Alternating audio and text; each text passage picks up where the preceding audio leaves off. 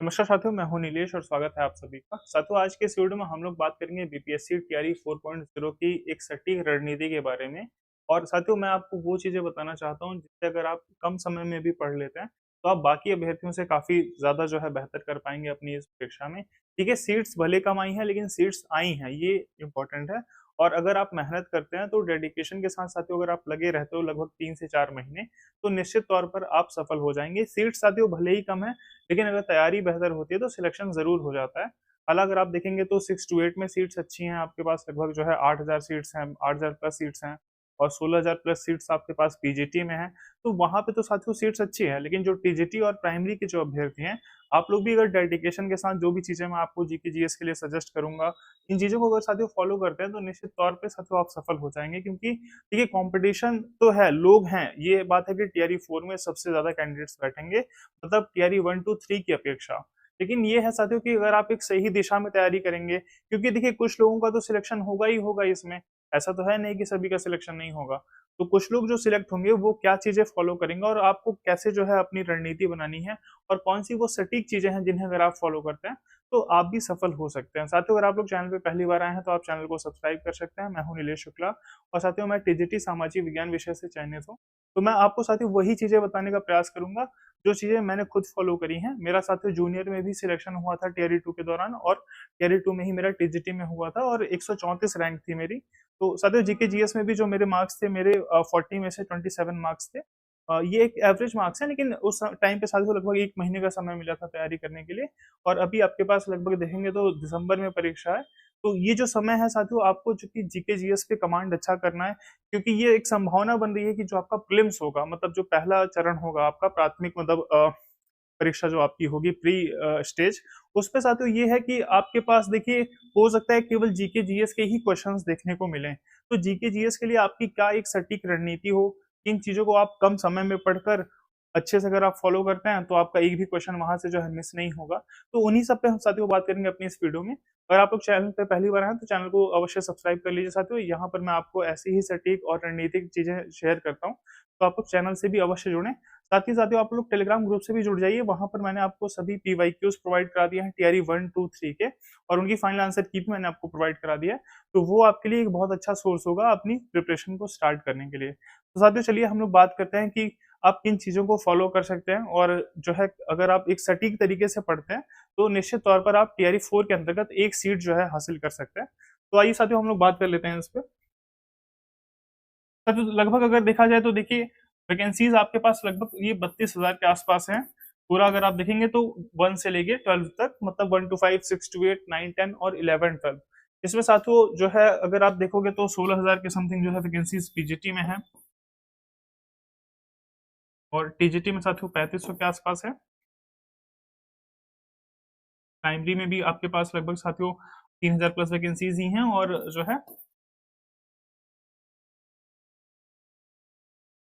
लगभग साथियों 6 टू 8 में आपके पास 8500 प्लस सीट्स हैं। तो ये साथियों एक जो है बहुत अच्छी सीट मानी जाएगी। अगर आप प्रिपरेशन करते हैं तो निश्चित तौर पर फाइट करने के लिए साथियों ये सीट्स जो हैं वो पर्याप्त हैं। तो इस प्रकार अगर हम लोग साथियों बात करते हैं कि कैसे आपको शुरुआत करनी चाहिए तैयारी की, तो अगर साथियों शुरुआत पे हम लोग बात करें तो देखिए आपको स्टार्टिंग में करना चाहिए कि पीवाईक्यूज आप एक बार देख लीजिए। आप देखिए पीवाईक्यूज जो मैंने आपको प्रोवाइड कराए हैं वो टीआरई 1 हो गया साथियों, 2 हो गया और 3 हो गया।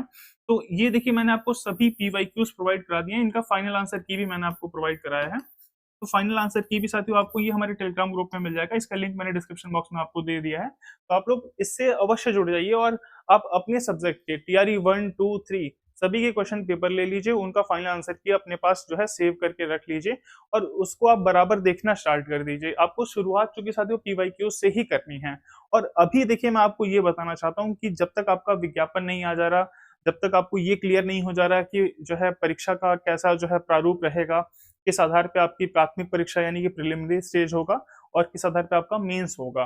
तो प्री और मेंस साथियों चूंकि इस बार 2 चरण में परीक्षा होगी आपकी, तो ये अभी क्लियर नहीं है। जब तक नोटिफिकेशन आ जाएगा साथियों तभी ये क्लियर हो पाएगा कि प्री में आपका सब्जेक्ट पूछा जाएगा या केवल जीएस का एक सब्जेक्ट होगा।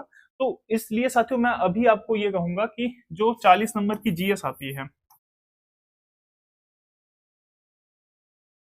ये जो 40 नंबर की साथियों जीके जीएस आती है, ये अभी आप जो है इसको पढ़ सकते हैं, क्योंकि ये अनिवार्य है, ये आपके सब्जेक्ट से अलग नहीं होने वाला।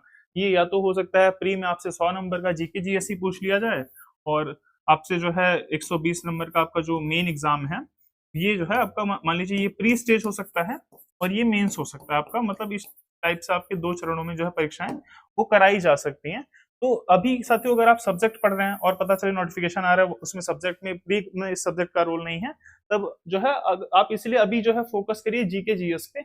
और देखिए जो भी आप टीआरई 1 2 3 के क्वेश्चन पेपर ले रहे हैं, उसमें 40 क्वेश्चन आपको जीके जीएस के मिल जाते हैं। और ये जो साथियों 40 क्वेश्चन है, ये अगर मान लीजिए आप जो है 6 to 8 की प्रिपरेशन कर रहे हो जूनियर की, तो आप साथियों 9 10 का भी जीके जीएस सॉल्व कर लीजिए, 11 12 का भी आपको जीके जीएस सॉल्व कर लेना चाहिए। और आपको जो है जूनियर का तो साथियों करना ही चाहिए, जितने भी सब्जेक्ट हुए हैं सभी के। जैसे हिंदी वगैरह के एग्जाम अलग होते हैं तो उनकी जीके जीएस अलग आती है, तो आप उनके भी जीके जीएस के क्वेश्चंस, ये सारे क्वेश्चन साथियों मैंने प्रोवाइड कराए हैं, इसमें से आपको सब कुछ मिल जाएगा, फाइनल आंसर की भी मिल जाएगी, जो है जस्ट उसी के नीचे आपको मिल जाएगा। तो ये चीजें हैं साथियों। और पीआरटी मान लीजिए 1 to 5 का भी क्वेश्चन आपको लगा लेना चाहिए, क्योंकि देखिए इनके क्वेश्चन जो है वो रिपीट होने की संभावना सबसे ज्यादा रहती है। मतलब यहाँ से तो प्रश्न जो है, अगर कोई भी प्रश्न रिपीट हो रहा है तो वो यहाँ से जरूर आता है। बाकी अभी मैं आपको और भी कुछ सोर्सेज हैं, मैं आपको दिखा देता हूँ। ये कुछ एक सोर्सेज हैं जो मैं आपको दिखाना चाहूंगा अभी। तो अभी हम लोग साथियों इस पे बात करेंगे, तो बारी बारी से। और अभी हम लोग साथियों बात कर रहे हैं जीके जीएस पे। तो जीके जीएस के आप सारे क्वेश्चन पेपर ले लीजिए और उनके सभी क्वेश्चंस निकाल लीजिए, और उनपे जो आंसर्स हैं उनके वो सही आंसर्स आप टिक कर लीजिए। तो इससे क्या होगा साथियों, आप जीके जीएस के पैटर्न को समझ पे जो है आप समझ जाएंगे। और जीके जीएस का साथियों अगर आप पैटर्न समझ जाएंगे तो आपको एक चीज ये समझ में आएगी कि जो चीजें जीके जीएस में पूछी जा रही हैं वो देखिए किस कहाँ कहाँ से रिलेटेड है। मतलब देखा जाए तो वो एनसीईआरटी से रिलेटेड है, या फिर जो है वो एससीईआरटी से रिलेटेड है। एनसीईआरटी या सीआरटी से साथियों रिलेट करके पूछ लेते हैं, या फिर जो है वो मान लीजिए बिहार जीके से भी रिलेटेड हो सकता है। मतलब मान लीजिए कोई मॉडर्न हिस्ट्री का क्वेश्चन है, और मान लीजिए 1857 की क्रांति है, और 1857 क्रांति में अगर ये पूछा जाए कि जगदीशपुर से नेतृत्व किसने किया, तो ये बिहार रिलेटेड क्वेश्चन हो जाता है। तो आपको साथियों जीके जीएस के अंतर्गत जो है वो कुछ बिहार रिलेटेड चीजें देखने को मिल सकती हैं। या मान लीजिए कोई नदी कहाँ पर है, तो स्पेशली बिहार की नदी आपसे पूछी जा सकती है, तो थोड़ा बिहार जीके पे भी आपको कमांड करना पड़ेगा।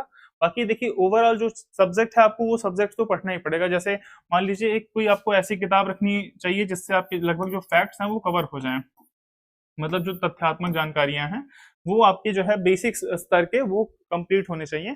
तो उसके लिए साथियों मैं आपको कुछ एक किताबें भी दिखाते चल रहा हूँ। तो आप देख सकते हैं साथियों, ये जो पुस्तक है ये तो आप सभी इससे परिचित हैं। और आपके पास कोई भी जीके जीएस की साथियों किताब हो, चाहे जो एक आती है किताब एनसीईआरटी सार संग्रह करके, उसको भी आप फॉलो कर सकते हो। और अगर साथियों आपके पास जो है एक क्राउन पब्लिकेशन की आती है, या फिर आपके पास लूसेंट की ये किताब है, तो यहाँ से क्या क्या पढ़ना है मैं आपको वो बता देता हूँ साथियों। देखिए लूसेंट की किताब अगर आप देख रहे हैं तो इसमें साथियों आपको एक तो मॉडर्न हिस्ट्री को बहुत अच्छे से पढ़ लेना है। आधुनिक इतिहास अगर आप देखेंगे तो वो लूसेंट से बेहतर किसी किताब में नहीं मिलेगा। मतलब इसमें बहुत बेहतर जो है मॉडर्न हिस्ट्री को दिया हुआ है। तो मॉडर्न हिस्ट्री तो साथियों आप जो है लूसेंट से भी पढ़ सकते हो, या जो सार संग्रह मैं आपको बता रहा हूँ, या एक जो क्राउन वाली किताब है, तीनों में से साथियों कोई भी एक किताब आपको लेनी है, तीनों किताब मत लीजिएगा। तो इसमें से आप मॉडर्न हिस्ट्री को साथियों बहुत अच्छे से पढ़िए, क्योंकि मॉडर्न हिस्ट्री से क्वेश्चंस जो है वो लगभग 8 9 क्वेश्चंस आ ही जाते हैं। और वो क्वेश्चंस लगभग आप देखेंगे तो उसमें 8 अगर क्वेश्चन आ रहे हैं तो उसमें 6 क्वेश्चन तो डायरेक्टली साथियों वो जो मॉडर्न हिस्ट्री, नॉर्मल जो मॉडर्न हिस्ट्री है, मॉडर्न इंडियन हिस्ट्री, वहां से पूछ लिए जाते हैं। एक दो क्वेश्चन आपको बिहार से भी रिलेट करके पूछ लिया जाएगा। तो वो चीजें जो बिहार से रिलेट करके चीजें पूछी जाती हैं वो कहाँ से मिलेंगी मैं आपको वो भी बता देता हूँ अभी। और बाकी साथियों मॉडर्न हिस्ट्री के अंतर्गत एक ये जो कक्षा 8 की एनसीईआरटी आती है, ये आप देख सकते हैं, ये बहुत ही जो है कम पेज में है। मतलब अगर आप देखेंगे तो ये लगभग 100 150 पेज में है, लेकिन ये बहुत शॉर्ट है साथियों। और ये जो है 150 पेज में भी नहीं है, ये 2 भाग में आती है लगभग। तो ये मुझे लगता है 80 पेज में है टोटल। तो ये एक आप किताब यहाँ से साथियों मैं आपको क्वेश्चंस कराने वाला हूँ। मैं जो है मैं भी आपके लिए कुछ स्टार्ट करूंगा जीके जीएस के लिए, तो आप वो सीरीज भी देखिएगा। मैं आपको देखिए अगर आप ये एनसीईआरटी साथियों पढ़ रहे हैं तो इसमें देखिए जैसे एक चैप्टर है आप देखेंगे, जैसे साथियों एक चैप्टर इसमें है कि उपनिवेशवाद और शहर, या मान लीजिए एक 1857 का चैप्टर है कि जब जनता बगावत करती है। तो ये सभी जो साथियों आप चैप्टर्स देख पा रहे हैं, ये बहुत ही मतलब अगर आप इसको पढ़ने बैठेंगे तो इसमें आपको बहुत कम जो है फैक्ट्स आपको देखने को मिलेंगे। या जैसे एक साथियों जो है आप चैप्टर देख सकते हैं कि राष्ट्रीय आंदोलन का संगठन 1870 के दशक से 1947 तक। तो इसमें ऐसा नहीं है कि बहुत ज़्यादा आपको फैक्ट मिल रहे हैं। अगर आप जो है पूरे चैप्टर को पढ़ लेते हैं तो मुझे लगता है कि मुश्किल से आपके आपके पास जो है 5 से 6 तथ्य निकल कर आएँगे जिन्हें आपको याद करना होगा। तो हालाँ साथियों मेरा ये प्रयास है कि ये एनसीईआरटीज़ वाले जो भाग हैं वो मैं आपको करा दूँगा यहाँ पे, और आप इसलिए चैनल से अवश्य जुड़े रहिए। बाकी साथियों अगर आपके पास ये पुस्तक है तो आप इसको पढ़ सकते हैं। बाकी इन सभी के पीडीएफ्स भी मैंने अपने टेलीग्राम ग्रुप में ही प्रोवाइड कराए हैं, तो उससे उसको भी आप लोग अभी देखते रहिए। देखिए, अभी क्या है, आप अगर जितना ही जीके जीएस पे कमांड अपना बेहतर कर लेंगे, उतना आप जो है एग्ज़ाम में आगे रहेंगे। मान लीजिए बहुत से साथी हो सकता है नोटिफ़िकेशन का वेट करें, जो कि नोटिफ़िकेशन भी आपका अब जो है बहुत समय नहीं लगेगा साथियों, 10 से 12 दिन में आपका नोटिफ़िकेशन देखने को मिल जाएगा। और देखिए, इससे पहले-पहले आपको क्या करना है, ये 10-12 दिन आप ऐसे तो नहीं जाने दे सकते।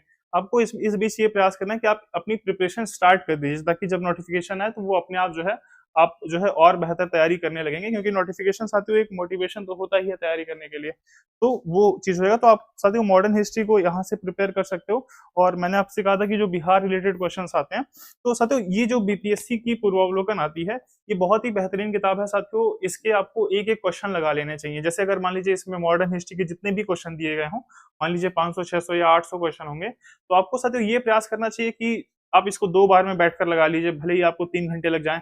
3-3 घंटे की अगर आप 2 शिफ्ट में बैठेंगे तो आराम से आप इसको कंप्लीट कर सकते हैं मॉडर्न हिस्ट्री को। और देखिए साथियों, ये होता है कि जैसे अगर अगर हम लोग प्रिपरेशन करते हैं तो लगता है कि नहीं, इतनी मोटी किताब है, कैसे लगाएँगे क्वेश्चन। ये क्वेश्चन लगाना बहुत ही आसान होता है साथियों। आप एक जो है टाइम निर्धारित कर लीजिए कि मैं 2 घंटे लगातार बैठकर क्वेश्चन्स को प्रैक्टिस करूँगा, तो आप आसानी से जो है अगर प्रैक्टिस करेंगे, तो अगर इसमें टोटल मान लीजिए मॉडर्न हिस्ट्री के 800 क्वेश्चन होंगे, तो आप 200-300 क्वेश्चन तो लगा ही लेंगे लगभग, अगर आप देखा जाए। तो क्योंकि देखिए, क्वेश्चन प्रैक्टिस करना आसान होता है। तो क्वेश्चंस को आप बार-बार प्रैक्टिस करिए साथियों, एक बार नहीं, आपको बार-बार क्वेश्चंस को प्रैक्टिस करना है। मॉडर्न हिस्ट्री पे आपकी जो है पकड़ बहुत बेहतर होनी चाहिए अगर आप किसी भी क्लास के लिए प्रिपेयर कर रहे हो। 1 टू 5 में भी बहुत से क्वेश्चंस आते हैं साथियों मॉडर्न हिस्ट्री से ही। 6 टू 8, 9, 10, 11, 12 में तो साथियों मॉडर्न हिस्ट्री से 8 क्वेश्चन आते ही हैं, वो फिक्स हैं।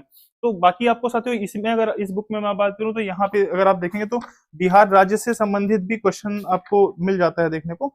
ये लास्ट में यहाँ पे अगर नीचे आप देखोगे सबसे, तो ये बिहार राज्य से संबंधित क्वेश्चन आपको जो मिल रहे हैं, इसमें भी साथियों आपको प्रयास ये करना चाहिए कि जैसे देखो, इसमें दिया भी है कि ऐतिहासिक परिदृश्य, मतलब इसमें इतिहास से संबंधित क्वेश्चन आपको मिल जाएंगे। राजनैतिक परिदृश्य, मतलब आपको इसमें पॉलिटिकल रिलेटेड चीजें मिल जाएंगी। भौगोलिक परिदृश्य, इसमें आपको जो है भूगोल से रिलेटेड जो है चीजें मिल जाएंगी। तो इसमें सारा कुछ आपको नहीं लगाना है, लेकिन आप जो है अगर ये चीजों को एक बार प्रैक्टिस कर लेते हो, तो देखो क्या होता है कि क्वेश्चन साथियों वही आते हैं एग्जाम में, मतलब जो आप प्रैक्टिस किए रहते हैं या उसी के इर्द गिर्द पूछा जाता है। तो अगर आपने इन सभी प्रश्नों को साथियों अभ्यास कर रखा है, तो ये आप यकीन मानिए कि देखिए, आपको ये नहीं सोचना है कि मुझे याद हो रहा है या नहीं हो रहा है। जैसे मान लो आप अगर क्वेश्चन प्रैक्टिस कर रहे हैं, तो मान लीजिए आपने 400 क्वेश्चन प्रैक्टिस कर लिया, लेकिन आपको ये लग रहा है कि आपको तो कुछ याद ही नहीं आ रहा है। लेकिन साथियों एग्जाम में जब आपके पास 400 ऑप्शन, जब आपके पास 4 ऑप्शन वहां पे होंगे विकल्प, तो आप अपने आप पहचान जाएंगे कि कौन सा सही विकल्प है। तो इसीलिए आपको प्रयास ये करते रहना चाहिए कि आप चीजों को पढ़ते रहिए। आप ये मत सोचिए कि आपको वो याद हो रहा है या नहीं हो रहा है। बस आप सिलेबस को कंप्लीट करने का प्रयास करिए, क्योंकि अगर आप सिलेबस को कंप्लीट कर लेते हैं, तो ये जो आपका एक माइंडसेट बन जाता है कि मैंने पूरा सिलेबस पढ़ लिया है, उससे आपको साथियों बहुत फायदा मिलती है। तो ये चीज आपको कर लेना है मॉडर्न हिस्ट्री के अंतर्गत साथियों। इससे बाहर जो है आधुनिक भारत के इतिहास में कुछ भी नहीं पूछा जाएगा। और ये चीजें साथियों अभी से आप स्टार्ट कर सकते हो, क्योंकि इसमें बहुत समय नहीं लगेगा। मान लीजिए आपके पास लूसेंट जैसी किताबें होंगी ही, आपको बस पढ़ना स्टार्ट कर देना है। इसके बाद साथियों मैं जो है करंट अफेयर्स पे थोड़ा बात करना चाहूंगा, क्योंकि करंट अफेयर्स भी एक इंपॉर्टेंट सेक्शन है। और करंट अफेयर्स में साथियों ये भी आप लोग पूछ रहे थे कि कब से पढ़ना है, ताकि जो है हमारा करंट अफेयर्स अच्छे से कवर हो जाए। तो साथियों अब हम लोग जो है करंट अफेयर्स पे ही बात करेंगे। तो करंट अफेयर्स के लिए साथियों देखिए, जो मैं फॉलो करता हूँ, जैसे मुझे भी अभी कोई एग्जाम देना हो, तो मैं करंट अफेयर्स के लिए बेसिकली साथियों मैं मंथली वीडियोस को ही फॉलो करता हूँ। मंथली वीडियोस से साथियों फायदा ये रहता है, देखिए, या तो आप मंथली वीडियोस को फाइनल मतलब आप देख सकते हो, या फिर आपके पास जो है उस मंथ के 100 से 200 प्रश्न अगर आपको मिल जाएं, तो ये भी उतना ही कारगर है। तो साथियों दोनों में से आप कुछ एक कर सकते हो, या तो आप कोई भी मंथली वीडियो देख सकते हो, जैसे 1-2 चैनल मैंने आपको सजेस्ट भी किए हैं पहले, कि क्रेजी जीके ट्रिक के देख सकते हैं आप, मंथली वीडियोस बहुत अच्छे रहते हैं।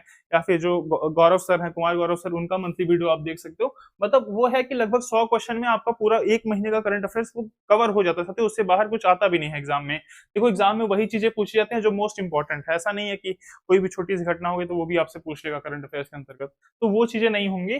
और यहाँ पे साथियों देखिए, ये चीज आप कर सकते हो कि मंथली वीडियो आप स्टार्ट कर दीजिए देखना। और अभी मैं आपको साथियों ये सजेस्ट करूंगा कि आप जनवरी से देखना स्टार्ट कर दीजिए।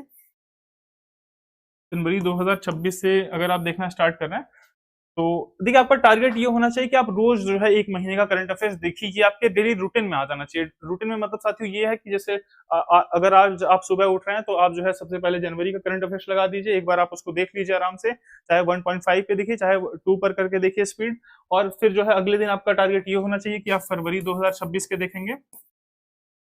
और ये सब साथियों करना पड़ेगा, ये चीजें बार बार पढ़नी पड़ेंगी। एक ही वीडियो को हो सकता है आपको 2 से 3 बार 4 बार देखना पड़ सकता है, क्योंकि क्या है कि जितनी बार आप देखोगे वो उतना आपको जो है याद नहीं करना पड़ेगा, वो ऑलरेडी जो है माइंड में चीजें सेट हो जाएंगी। तो ये आपका डेली वाइज मतलब टारगेट होना चाहिए कि पहले दिन आपने ये कर लिया, दूसरे दिन ये कर लिया। सोचिए ऐसे आप 12 दिन में जो है पूरे साल भर का करंट अफेयर्स रिवीजन करते रहेंगे, और लगभग 36 दिन यानी कि 1 महीने में आप जो है 3 बार करंट अफेयर्स को रिवाइज कर लेंगे। तो ये एक बहुत अच्छी साथियों रणनीति है, क्योंकि करंट अफेयर्स से भी प्राइमरी में ही आप देख लीजिए 15-16 क्वेश्चन आ जाते हैं। टीजीटी पीजीटी जूनियर में तो 8 क्वेश्चन आते ही हैं। और अभी साथ में जो 100 क्वेश्चन वाला जीके जीएस पे बात अभी हम फाइनलाइज ये नहीं हुआ है, लेकिन अगर 100 क्वेश्चन आएंगे तब आपके टीजीटी पीजीटी जूनियर में भी आप मानकर चलिए कि 20 क्वेश्चन करंट अफेयर्स के आ सकते हैं।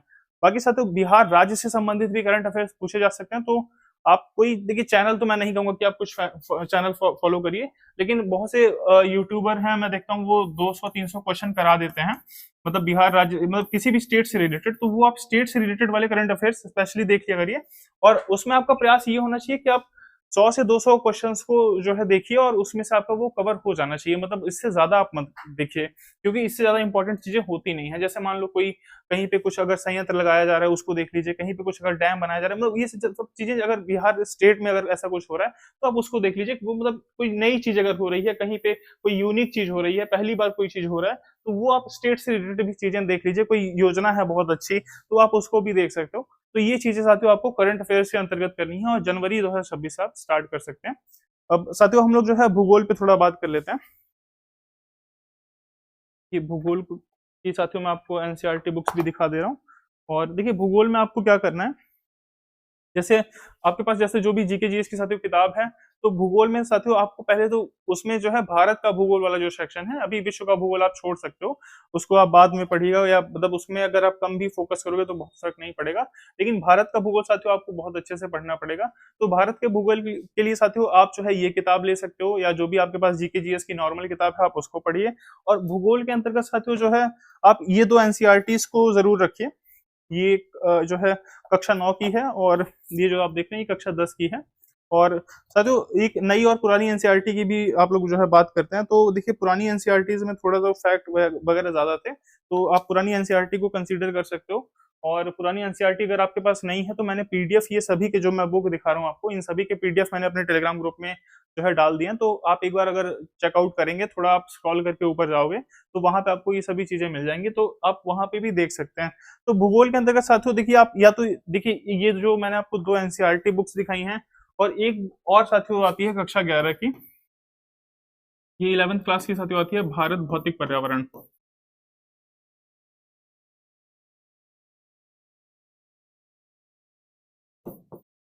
तो ये साथियों जो है भारत भौतिक पर्यावरण हो गई कक्षा 11 की। और ये 2 किताबें अगर आप ये पढ़ रहे हो साथियों, ये अगर कक्षा 11 वाली किताब आप पढ़ रहे हो तो आप लूसेंट या कोई भी जीके जीएस की किताब को स्किप कर सकते हो, क्योंकि ये पर्याप्त कंटेंट इसमें है, इतना कंटेंट याद कर पाना ही जो है बहुत ज्यादा हो जाएगा। तो आप स्किप कर सकते हो अगर आप इसको पढ़ रहे हो। अगर आप इसको नहीं पढ़ रहे हो तो आप इन दोनों किताब को पढ़ के और लूसेंट जैसी साथियों कोई भी जीके जीएस की किताब आप पढ़कर जो है काम चला सकते हो। तो ये चीजें साथियों आपको अभी से आज से ही स्टार्ट कर देनी चाहिए, क्योंकि देखो आपको इंतजार नहीं करना है कि नोटिफिकेशन आ जाएगा, क्योंकि नोटिफिकेशन तो आ ही जाएगा। और उसमें जीके जीएस पढ़ना आपका नुकसान भी नहीं होगा, क्योंकि जीके जीएस आपको प्री में भी पूछा जाएगा, मेंस में भी पूछा जाएगा, वो तो निश्चित ही है। तो जीके जीएस तो साथियों अनिवार्य ही है। तो आपको जो है अभी देखिए सब्जेक्ट को मैं आपको इसलिए कह रहा हूँ क्योंकि लगभग आपका 10-12 दिन में नोटिफिकेशन आ जाएगा, और हो सकता है कि उसमें जो है प्री स्टेज में सब्जेक्ट को हटा दिया जाए, जैसे ईएमआरएस में आपने देखा, केवीएस एनवीएस में देखा, तो उसकी भी एक संभावना बन रही है। तो ये चीजें हैं कि अगर आप अभी से जीके जीएस को पढ़ रहे हो, कमांड अगर आपका अच्छा है तो वहां पे आपको बहुत बेनिफिट मिलेगा। और ये चीजें हैं साथियों कि आप फिर जो है आप इनको पहले पढ़कर कंप्लीट कर लीजिए, फिर अपने सब्जेक्ट पे भी आपको ध्यान देना है, क्योंकि सब्जेक्ट ही तो मेन है, वही तो आपको सिलेक्शन दिलाएगा। तो सब्जेक्ट पे तो आपका कमांड होना ही चाहिए, बाकी अगर आपके पास समय मिल रहा है तो आप जीके जीएस पे थोड़ा फोकस ज्यादा करेंगे, तो अभी की कंडीशन में साथियों ये ज्यादा बेहतर रहेगा।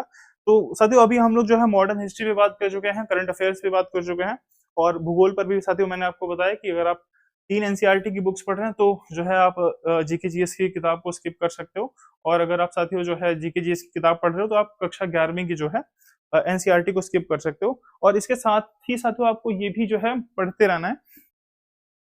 यहाँ से आप भूगोल के क्वेश्चन जो ये पूर्वावलोकन है, ये देखिए एक तो यूथ की भी आती है, ये घटना चक्र की है, तो साथियों दोनों ही चल जाएगा। अगर आपके पास कोई भी है तो सेम ही क्वेश्चन दोनों में ही है, थोड़ा बहुत आगे पीछे हो सकता है, एक दो एग्जाम्स के हो सकता है, यूथ में ज्यादा है शायद। तो लेकिन ये भी आपका उतना ही कारगर है। अभी जो नया एडिशन आया है साथियों, इसमें भी बहुत से एग्जाम के क्वेश्चंस को इंक्लूड कर दिया गया है, तो ये भी आपके लिए बहुत अच्छा रहेगा। इसमें मुझे लगता है टीचिंग एग्जाम्स के भी क्वेश्चंस को, हाँ, टीचिंग एग्जाम्स के भी साथ ही क्वेश्चंस को इसमें इंक्लूड कर दिया गया है, जो टीआरई 1 2 3 हुए हैं। तो ये आपके लिए एक अच्छा जो है रहेगा सोर्स। यहाँ से आप भूगोल के क्वेश्चंस को प्रैक्टिस कर लीजिए, और भूगोल के क्वेश्चंस में साथियों आप भारत के भूगोल पे थोड़ा ज्यादा ध्यान दीजिएगा। बाकी विश्व के भूगोल के क्वेश्चंस को भी आप लगा सकते हो। और इसमें साथियों एक आपको ये ध्यान रखना है कि जो यहाँ आपको बिहार राज्य से संबंधित स्पेशल क्वेश्चन देखने को मिल रहे थे ये लास्ट वाले में, तो यहाँ से आपको जो ये जो लिखा है भौगोलिक परिदृश्य, उसके भी क्वेश्चंस को साथियों आपको सॉल्व कर लेना चाहिए, क्योंकि वहां से जो है वो भूगोल जो है वो बिहार राज्य से रिलेटेड क्वेश्चंस हैं और वो आपके एग्जाम में पूछे जा सकते हैं। तो ये साथियों हमने भूगोल पे चर्चा की है।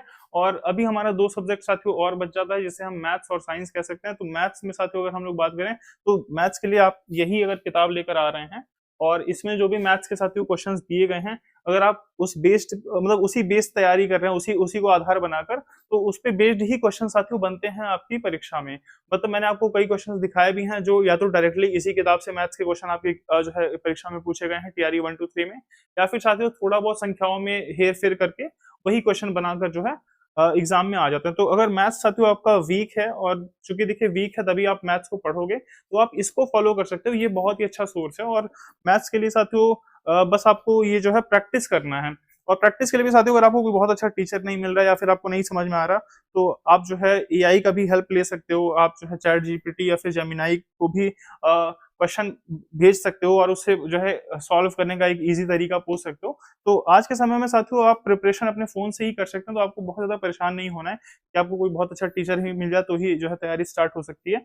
तो ये चीज साथियों आप मैथ्स के लिए कर सकते हो। बाकी देखिए जो चीजें मैं आपको बता रहा हूँ, और ये सभी सब्जेक्ट के लिए अनिवार्य है कि आप टीआरई 1 2 और 3, और अगर कैंसल एग्जाम का साथियों अगर आपको मिल जाए तो उसका भी आप जो है पेपर लेकर आपको सॉल्व कर लेने हैं सभी क्वेश्चंस, चाहे वो भूगोल के हों, चाहे वो आधुनिक इतिहास का हो, या फिर साथियों वो जो है विज्ञान के क्वेश्चंस हों, विज्ञान पे भी अभी हम लोग बात कर लेते हैं, या फिर साथियों जो है भूगोल हो गया, आधुनिक इतिहास हो गया, या फिर गणित के हों। मतलब गणित के भी जो भी क्वेश्चंस आए हुए हैं आपको उन सभी को सॉल्व कर लेना चाहिए, चाहे वो टीआरई 1 2 3 और वो जो कैंसल एग्जाम का भी अगर आपको पेपर मिल जाए, और वो चाहे किसी भी क्लास का हो। आप ये मत बनाकर धारणा चलिएगा कि मैं तो 6 8 की प्रिपरेशन कर रहा हूँ, मैं 11 12 का क्वेश्चन क्यों देखूंगा, मैं जो है 1 to 5 का क्वेश्चन क्यों देखूंगा, 9 10 का क्वेश्चन क्यों देखूंगा। आपको सभी क्लास के क्वेश्चन साथियों जितना ही आप देखे रहेंगे उतना ही आपको हेल्पफुल रहेगा, क्योंकि देखिए अगर आप इतना ही कर लेते हैं तो निश्चित तौर पर साथियों आपको मैक्सिमम क्वेश्चंस इस यही या तो यही मिल जाएंगे या तो इसी के आसपास के मिल जाएंगे, जिससे आप अपनी बेसिक अंडरस्टैंडिंग से सॉल्व कर पाएंगे। तो ये चीजें हैं साथियों जो है मैथ्स के लिए भी हम लोग बात कर लिए। एक साइंस और रह जाता है हमारे साथियों, साइंस पे भी हम लोग बात कर लेते हैं कि विज्ञान में हमारी क्या रणनीति हो। तो विज्ञान के लिए देखिए आपको जो बेस्ट सोर्स है वो तो कक्षा 9 और 10 की जो एनसीईआरटी है ये बेस्ट सोर्स है।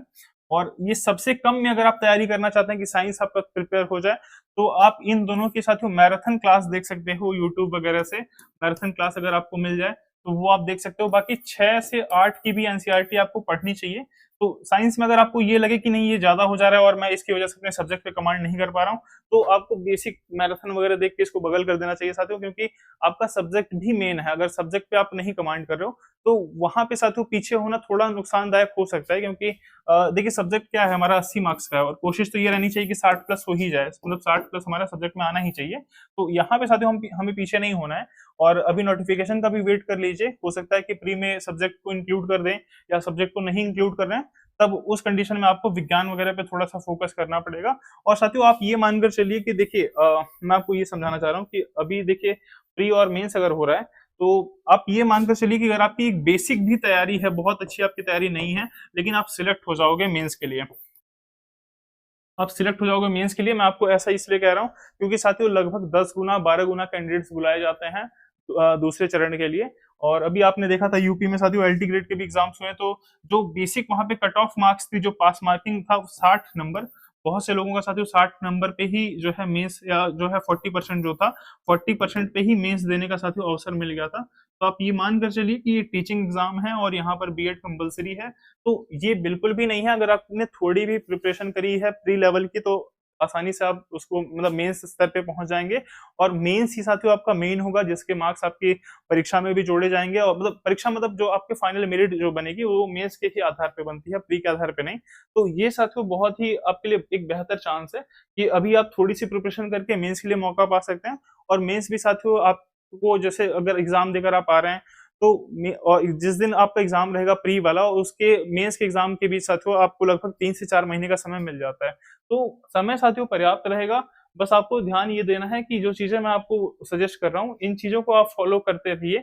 और ये चीजें साथियों क्या है कि यहीं से क्वेश्चंस डायरेक्ट उठकर आ जाते हैं आपके एग्जाम में, मतलब मैं आपको वही चीजें बताने का प्रयास करता हूँ जो जहां से आपको डायरेक्ट क्वेश्चंस देखने को मिल जाएंगे।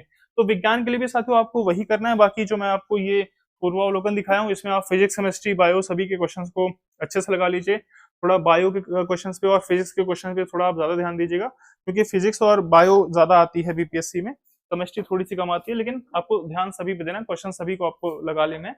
तो ये चीजें साथियों आपको विज्ञान के अंतर्गत करना है। और देखिए यही चीजें हैं साथियों, यही चीज जो है अगर आप फॉलो करते हो तो इससे ज्यादा कुछ नहीं है पढ़ना है आपको।